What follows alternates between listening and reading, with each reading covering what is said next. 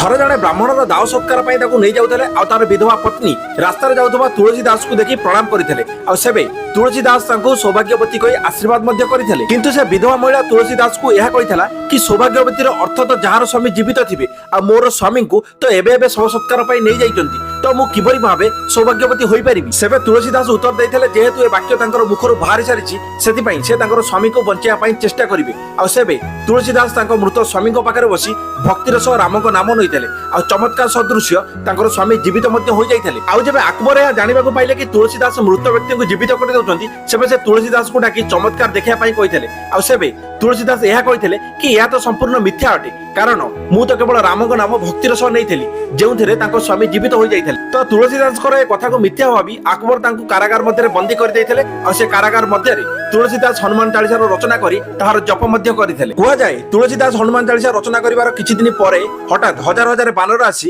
ଫତେପୁର ସିକ୍ରିରେ ଆତଙ୍କ ଖେଳାଇ ଦେଇଥିଲେ ଯେଉଁଥିରେ ଆକବର ଭୟଭୀତ ହୋଇ ତୁଳସୀ ଦାସକୁ କ୍ଷମା ମାଗିବା ସହ ତାଙ୍କୁ କାରାଗାରରୁ ମୁକ୍ତି ମଧ୍ୟ କରିଥିଲେ। ତ ହନୁମାନଜୀଙ୍କର ଏହି ରହସ୍ୟମୟୀ ଚାଳିଶା ରଚନା କରିବାର ଘଟଣା ଯଦି ଆପଣଙ୍କୁ ପସନ୍ଦ ଆସିଥାଏ ତ କମେଣ୍ଟରେ ଜୟ ହନୁମାନ ଲେଖିବା ସହ ଭିଡ଼ିଓକୁ ଲାଇକ୍ ଏବଂ ଚ୍ୟାନେଲକୁ ସବସ୍କ୍ରାଇବ କରିବା ପାଇଁ ବିଲକୁଲ ଭୁଲିବେନି। ରହୁଛି ଜୟ ଜଗନ୍ନାଥ।